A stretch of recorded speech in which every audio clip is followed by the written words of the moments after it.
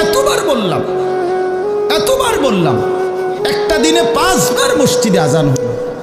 একটা মহল্লায় শুধু একটা মসজিদ না, এক এক ওয়াক্তে এক একজনের কানে কমপক্ষে 10টা মসজিদ থেকে আজানের আওয়াজ আসে, ঠিক কিনা বলেন? কি রে বান্দা, এত শক্ত হইলি কেমনে বান্দা? আমার এত বড় আসমান ও জমিন দিয়া, এত বড় কায়নাত দিয়ে বান্দা আমি তোকে লালন পালন করলাম, বিনিময়ে তুমি একটা সেজদাও দিলা না। 365 দিনে খোদার একটা বছর কোনো দিন ফজরের নামাজ পড়লা না। এ কেমন জিন্দিগি বাপ? এত এত কঠিন মানুষ কেমনে হয়? এত পাষাণ মুসলমান কেমনে হয় বাপ বলেন? আর কতগুলো কথা বললে বলেন? এই জন্য নওজোয়ান, আমার অনুরোধ রইল, নওজোয়ান নিজেরে বরবাদ করে দিও না বাপ, নিজেরে শেষ করে দিও না, নষ্ট করে দিও না, কষ্ট পাইবা বাপ। একদিন কবরে তোমার 14 গোষ্ঠীর কেউ থাকবে না, একদিন হাসরের ময়দানে তোমার পাশে কেউ থাকবে না, তুমি শুধুই একা। আল্লাহ তাআলা বলছেন, বান্দা আমি এত বড় কোরআন নাজিল করলাম, তারপরে আর কি বললে তুমি ঈমান আনতে? আর কেমনে বলতাম আমি? নবীজি জিজ্ঞেস করবে, খোদার কসম নবী জিজ্ঞেস করবে, উম্মত 23টা বছর আমি দিন রাত কাঁদছি রে উম্মত, তুই জানোস না উম্মত আমি তোর জন্য কি পরিমাণ কাঁদছিলাম?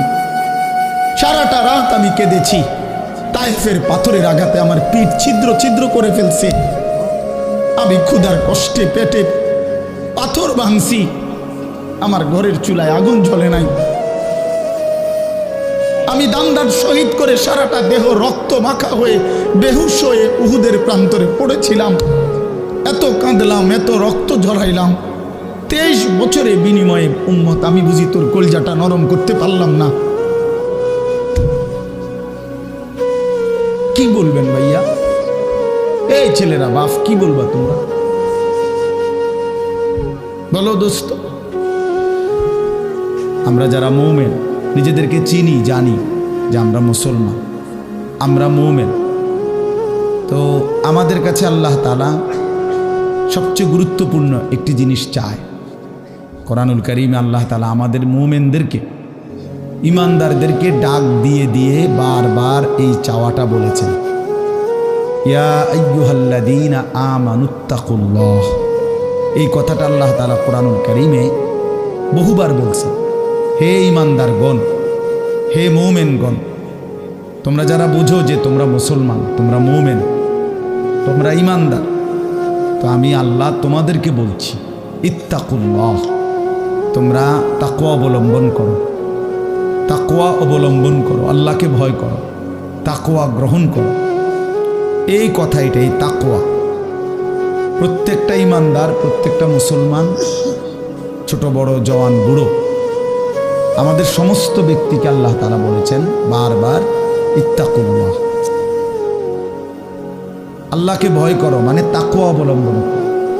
ছেলেরা তোমরা ভাই এই হাতে ধরা যে মোবাইলগুলো নামায় ফেলো। আরে ভাইয়া আমাদের চেহারার দিকে তাকাই আসো, শুধু শুধু এই মোবাইলটা নিয়ে ব্যস্ত হওয়ার কিচ্ছু নাই বাপ।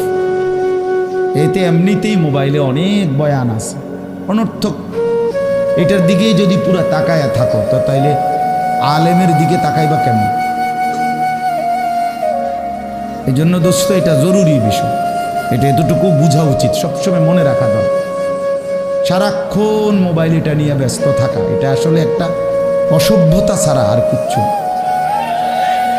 এটা এত পাগল মানুষ হয় না আসলে, সামান্যতম বিবেক কাজ করা উচিত, বুদ্ধি বিবেচনা, নিজের আকল দেমাগ কাজ করা উচিত, যে ভাই আমি কতক্ষণ, এক মানুষ বুঝি সারাদিন এটা নিয়ে থাকে, তাহলে আমাদেরকে আল্লাহ তাআলা কেন বানাইলেন? এই পৃথিবীতে আমরা আসলাম কেন? আমার জীবনের উদ্দেশ্যটা কি? ন্যূনতম আকল তো থাকা উচিত যে আমি আসলাম কেন, কে পাঠাইলেন আমারে, কেন পাঠাইলেন, কার কাছ থেকে আমি আসলাম, আমি যাব কোথায়? প্রতিনিয়ত মানুষগুলো যে মারা যায়, ওরা যাচ্ছে কোথায়, কি হবে তাদের? এই সামান্যতম বুদ্ধি দেমাগ একটা প্রাপ্তবয়স্ক ছেলে, তোমরা কারো বয়স 14 বছর, কারো 16 বছর, কারো 18 বছর, এ তো পরিণত বয়স, মানে পরিপক্ক বয়স। ওয়ালাম্মা বালাগা আশুদ্দা, একেবারে পূর্ণ শক্তির টাইম। কোরআন শরীফে আল্লাহ তাআলা মানুষের হায়াতকে 3টা ভাগে ভাগ করছে। একটা হলো জন্মের পরবর্তী শিশুকাল, আরেকটা হলো যৌবনকাল, আরেকটা হলো বৃদ্ধকাল। এই 3টার মধ্যে আল্লাহ তাআলা নিজেই বলছেন শিশুকাল এবং বৃদ্ধকাল দুইটাই দুর্বল, দফ। এই শব্দের অর্থ দুর্বলতার সময়। আর শুধু কেবল আল্লাহ তাআলা যৌবনকালকেই বলছেন কুওয়াতান, শক্তির সময়। শক্তি, সামর্থ্য, শৌর্য, বীর্য, এই সবটাই যৌবনকাল। এই জন্য শক্তির সময়, সামর্থ্যের সময় মেহনত করতে হয়। যৌবনকালটাই জিন্দেগির প্রধানতম সময়। ভালো কিছু করলেও এই টাইমে, নিজেরে নষ্ট করে দিলেও এই টাইম, গড়লেও এই হায়াত, এইটাই সুযোগ, বরবাদ করে দিলেও এটা সুযোগ। বুড়া মানুষ, বয়স্ক লোক ইচ্ছা করলেও অনেক নেক কাজ করতে পারে, ইচ্ছা করলেও অনেক গুনার কাজও করতে পারে। বয়স হয়ে গেছে 60 বছর, 70 বছর, এখন চাইলেই সারা রাত তাহাজ্জুদ করতে পারবে না, চাইলেই সারা রাত নাচের আড্ডায়ও থাকতে পারবে না, শরীরে কুলাবে না, ইচ্ছা থাকলেও পারবে না। ইচ্ছা করলেই আল্লাহর জন্য জান কোরবানি করে দ্বীনের জন্য কঠিন মেহনত, মুজাহাদা করতে পারবে না। এটা স্বাভাবিক। আমার মনে আছে একটা সময় 2.5 ঘন্টা 3 ঘন্টাও পায়ে হাইটা কোথাও মাহফিলে গেছে, এখন আর এটা সহ্য হয় না। তাইলে হায়াতের একটা অংশ আছে মানুষের। এই জন্য প্রিয় ভাই, সবাইকে বললাম, তুমি যদি কমপক্ষে নিজের হায়াতের কদর না করো, নিজেকেও যদি কমপক্ষে না বুঝলা, তো কি বুঝলা জীবন? এই সমাজ, এই দেশ, এই জাতি, নিজের এলাকা, পাড়া, মহল্লা, কারো কোনো উপকার করলা না। কমপক্ষে নিজের উপকার তো করো।